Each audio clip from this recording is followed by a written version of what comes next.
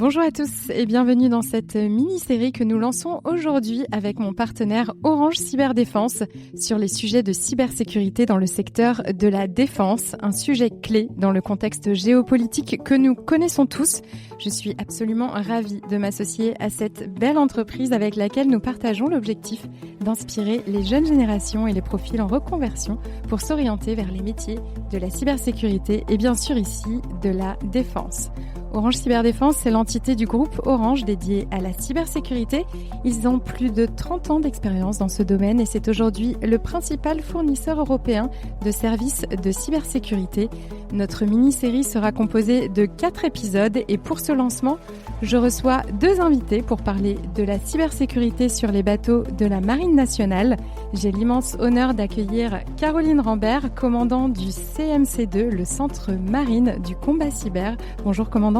Bonjour Leslie. À vos côtés, nous accueillons également Charles Guénois, marin en échange chez Orange Cyberdéfense. Bonjour Charles. Bonjour Leslie.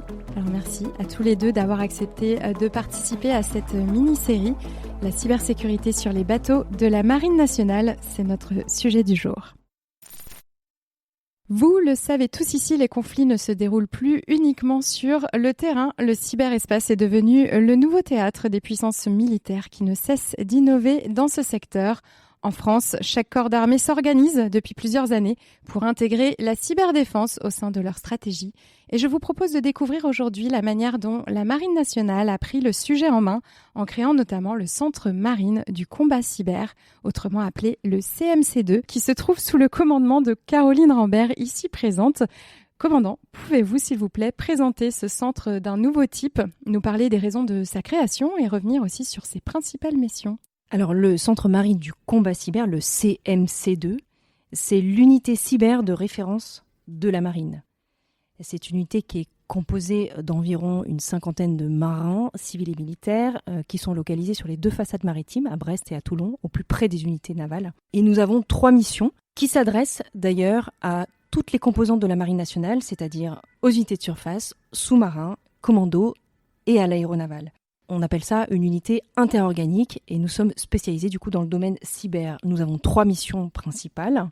La première, c'est d'entraîner toutes les unités de la marine dans le domaine de la cyberdéfense. La deuxième, c'est de superviser grâce à notre SOC. Nous avons un SOC marine qui est armé par des analystes de la marine. Et l'idée, c'est de surveiller en temps réel les systèmes d'information métiers pour détecter toute anomalie suspecte.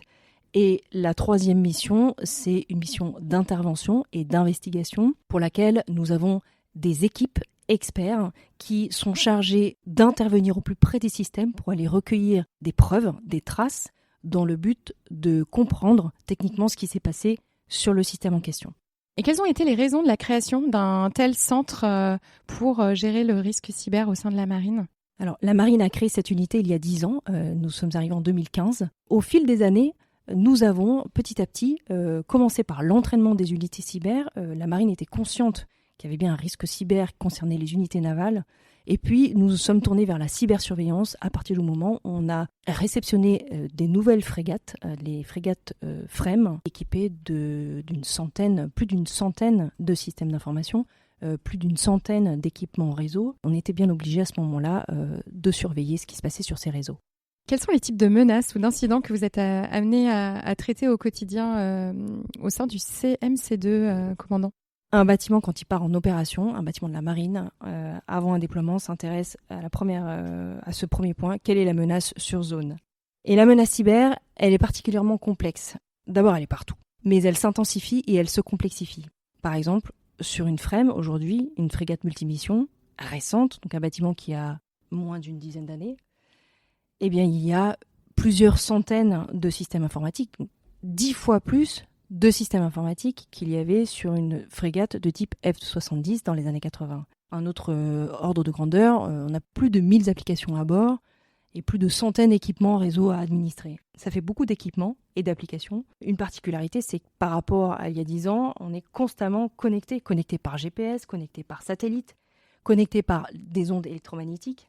Et finalement, c'est cette connectivité permanente avec l'extérieur qui fait que la marine s'expose aux risques cyber, plus qu'avant. Et deuxièmement, la menace, elle s'intensifie Et ça, il suffit de regarder ce qui se passe dehors aujourd'hui. Dans les conflits contemporains, les cyberattaques se multiplient.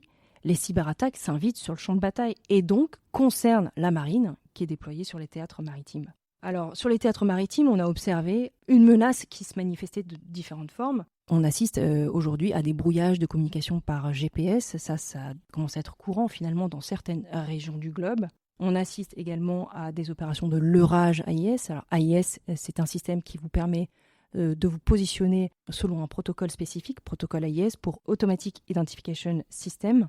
Et puis la menace, elle touche également les ports qui se numérisent, les ports qui accueillent aujourd'hui des systèmes comme des smart ports et donc qui exposent le bateau lorsqu'il fait escale dans ces ports numérisés. Et elle touche également nos marins qui sont à bord et qui peuvent être potentiellement des cibles pour un attaquant qui chercherait à accéder au réseau embarqué.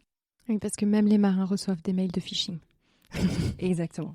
Et enfin, troisièmement, la menace, elle est devenue complexe aujourd'hui parce qu'elle s'adapte aux nouvelles technologies.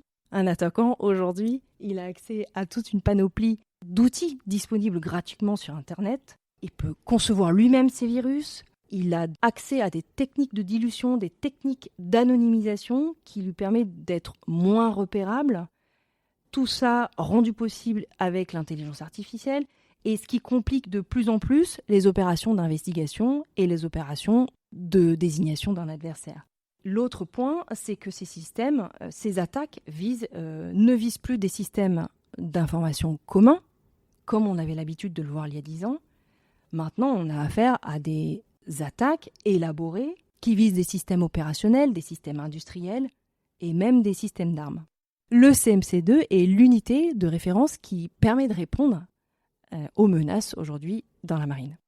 Pour rendre un petit peu concrète cette menace, est-ce que vous avez un exemple d'incident concret que vous avez vécu au sein du CMC2 ? On a eu ces dernières années quelques opérations qui se sont déclenchées suite à la remontée d'une détection virale qui peut remonter soit par le SOC marine, soit par l'unité elle-même qui est concernée par l'incident. Remontée d'incidents qui peut être liée à la réception d'un mail frauduleux ou d'une alerte virale sur un système critique et qui nécessite derrière la mise en place de moyens. Certaines de ces opérations ont nécessité plusieurs semaines d'analyse. Alors, je ne vais pas vous donner le nom des systèmes qui ont été concernés, au risque de compromettre ces systèmes, mais je parlerai plutôt des impacts qui, en fonction du niveau de criticité de l'incident, peuvent clouer un aéronef au sol, peuvent empêcher un bâtiment de partir en opération, interdire l'emploi d'un système, rendre aveugle toute une chaîne sémaphorique, par exemple, et impacter fortement les opérations. Alors, comment on réagit ? Eh bien, lorsqu'un incident est confirmé, on met en place toute une chaîne impliquant l'état-major de la marine, avec l'OLID marine, qui est en charge de piloter l'ensemble de la chaîne, le CMC2, qui est sur le pont pour répondre à cet incident, et également des relais qui sont dans les différentes composantes pour pouvoir nous aider à évaluer cet impact opérationnel. Alors d'abord, au stade d'alerte, ce sont les analystes du SOCEM qui se mobilisent pour apporter le soutien nécessaire à l'unité impactée. Ça veut dire quoi ? Ça veut dire, par exemple, qu'ils récupèrent à distance les fichiers frauduleux, ils récupèrent les journaux d'événements, ils récupèrent les éventuelles traces qu'il y a eu sur les systèmes. Et donc, toutes ces preuves, indices, informations vont lui permettre d'approfondir l'analyse. Et ça peut durer déjà quelques jours. Mmh. Et puis, si l'incident est confirmé, en fonction de son niveau de criticité, le CMC2 envoie, sur ordre exclusif du ComCyber, une équipe d'experts qui se rend sur place. C'est déjà arrivé que des équipes restent plus de 15 jours sur place. Alors, le nombre d'interventions de ces équipes-là est variable en fonction des années. Par exemple, ça peut aller jusqu'à 4 par an. Ça peut être moins. Mais voilà un petit peu comment se passe le déroulement du traitement d'un incident. Quelles sont les compétences en cybersécurité qui sont requises aujourd'hui pour un marin à bord en cybersécurité ? Comment sont-ils formés à faire face à ce type de risque ? Alors, l'enjeu central, c'est de limiter les conséquences opérationnelles sur un porteur et permettre aux systèmes, aux infrastructures, aux marins de tenir dans la durée. Ça, c'est ce qu'on appelle la résilience. Avec la numérisation croissante des systèmes navals, on voit que l'entraînement, il est très important, d'autant plus que les marins à bord ne sont pas de spécialité cyber. Oui, tout à fait. Et quand on a compris ça, on comprend que entraîner ces marins à gérer un incident cyber ou une crise cyber, c'est pas simple.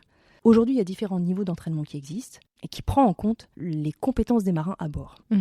Notre mission première, c'est d'entraîner les marins, leur délivrer des techniques, des savoir-faire, faire en sorte qu'ils puissent adopter les bons réflexes, qu'ils puissent prendre en compte les mesures adéquates. Et puis, on leur apprend également à restaurer entièrement ces systèmes pour revenir à une situation normale. Finalement, les entraînements cyber au profit des marins, il faut le voir comme un domaine de lutte classique, comme en lutte sous la mer, par exemple, ou en lutte anti-aérienne. Chaque entraînement tient compte des spécificités propres aux porteurs, leur mission, leur surface d'exposition numérique. Et on fait ça évidemment toute l'année selon un rythme bien défini pour que ces entraînements-là soient le plus adaptés à la mission du porteur. Alors justement, Charles, vous êtes marin ? Oui, c'est une culture très marine finalement, puisqu'un bateau en tant que tel est conçu pour être résilient. Cette résilience du bateau en lui-même, dans son architecture, elle est aussi dans l'entraînement de l'équipage, dans son organisation. Tout marin à bord, aujourd'hui, doit être capable de réagir à un incendie ou contre une voie d'eau. En passerelle, si vous avez une avarie sur le gouvernail, sur la barre du bateau, vous avez des modes dégradés, c'est-à-dire que même si en passerelle, le petit appareil qui permet de tenir le cap tombe en panne, vous pouvez aller jusqu'au vérin hydraulique, actionné manuellement à l'arrière du bateau. Tout l'équipage a cet entraînement. Et dans un bateau de guerre, vous avez en plus des entraînements au combat, régulièrement, où il y a des situations inédites qui sont répétées pour entraîner l'équipage à s'adapter.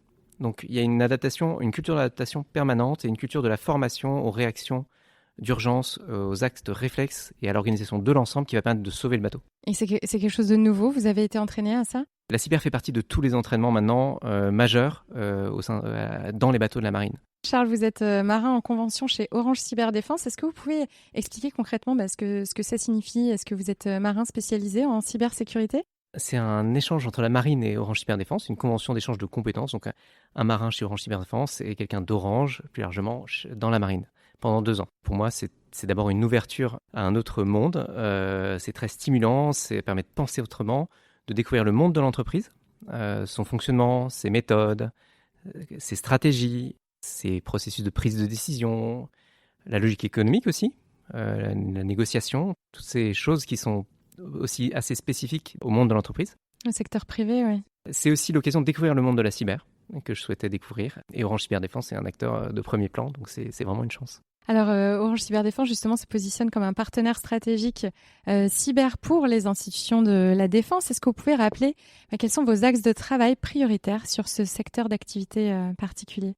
Orange Cyberdéfense est un acteur souverain qui mène un certain nombre de projets et qui a un certain nombre de prestations pour le ministère des Armées et également pour toute la base industrielle et technologique de défense, donc toute l'industrie de défense, les grands acteurs de l'industrie de défense, mais aussi toute leur supply chain, tous leurs prestataires, leurs sous-traitants, puisque c'est tout un ensemble à protéger pour qu'à la fin on puisse avoir des systèmes... Des bâtiments de la Marine nationale qui sont ultra cybersécurisés. OCD, c'est un acteur qui est organisé profondément pour ça, dans ses habilitations, dans ses process, dans son savoir-faire. Et c'est finalement très naturel puisque c'est un acteur qui travaille aussi pour un certain nombre d'opérateurs d'importance vitale français. Donc c'est dans des environnements très complexes, sous pression constante, cyber. Et donc ça donne une culture d'entreprise très naturellement adaptée à l'environnement du ministère des Armées. Plus largement, OCD a une très grande variabilité de clients. Ça va des OIV, on en a parlé, du MINARM, des ministères. Mais il y a aussi des entreprises de taille plus petite. Il y a aussi des particuliers. Donc ça lui donne une vision à 360 degrés de la menace et une culture de l'adaptation qui est très importante dans un milieu très opérationnel comme le MINARM. Et puis surtout, vous travaillez aussi bien avec des institutions de défense, comme on le voit ici, mais aussi avec les industriels. Et pourquoi c'est important aujourd'hui, voire indispensable, de renforcer ce lien public-privé dans le secteur de la cyberdéfense ? Parce que la menace ignore ses frontières, elle est la même pour tous, et nos systèmes sont construits avec toute cette base. Donc la défense est collective pour qu'elle soit efficace. De ce que je peux observer sur Orange Cyberdéfense, la capacité à avoir une vue complète sur la chaîne de menaces est très intéressante, puisqu'il y a un renseignement cyber souverain de premier plan. C'est un acteur qui est présent internationalement. Donc il y a une appréhension des acteurs de menaces. On a une vue sur leurs méthodes, sur leurs traces, sur leur comportement qui est vraiment unique. D'autant plus que c'est couplé avec une capacité de déploiement de systèmes, d'administration de systèmes de sécurité au profit des différents clients, donc dans plein de contextes différents.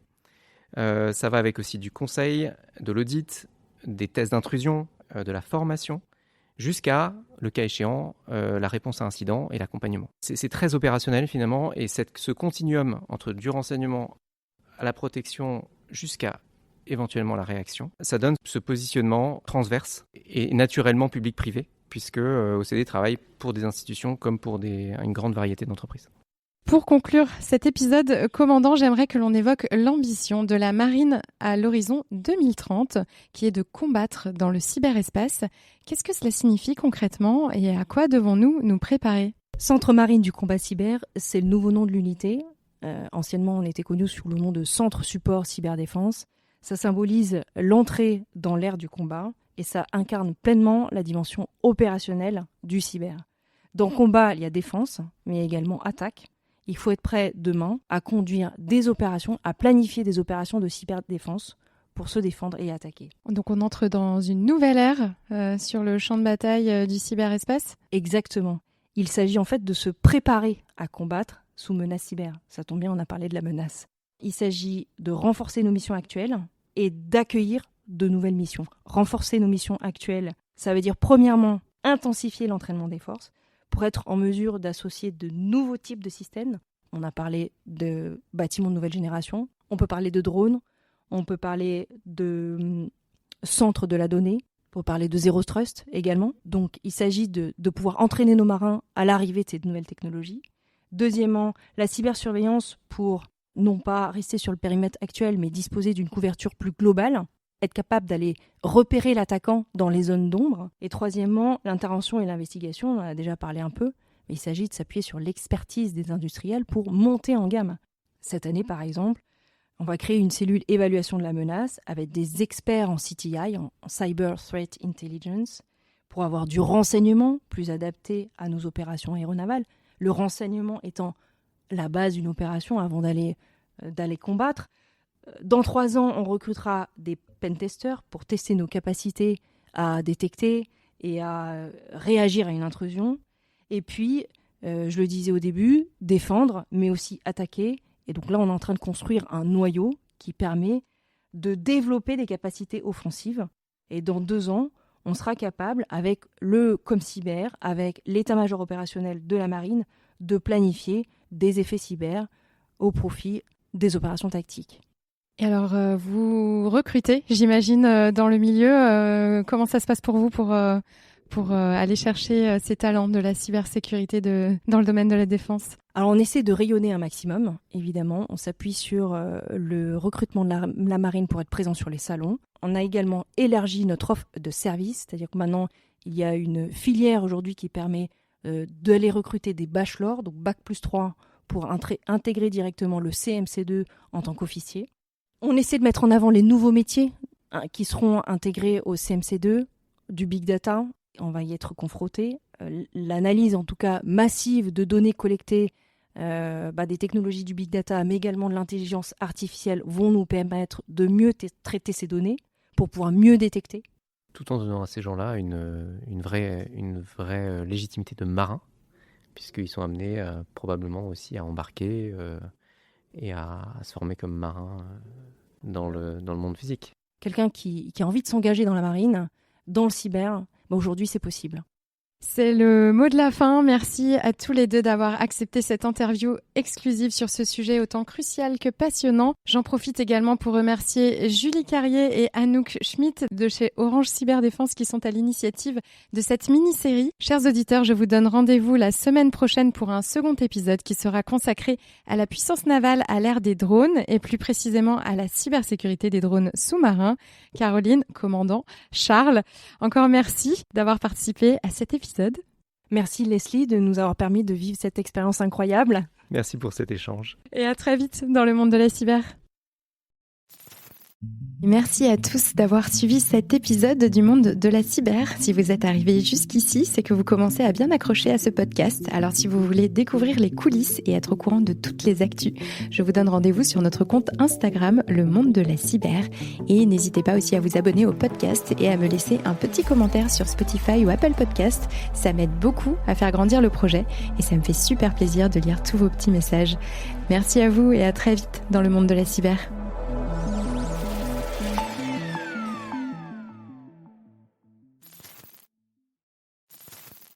Merci à tous d'avoir suivi cet épisode du monde de la cyber. Si vous êtes arrivés jusqu'ici, c'est que vous commencez à bien accrocher à ce podcast. Alors si vous voulez découvrir les coulisses et être au courant de toutes les actus, je vous donne rendez-vous sur notre compte Instagram, Le Monde de la Cyber.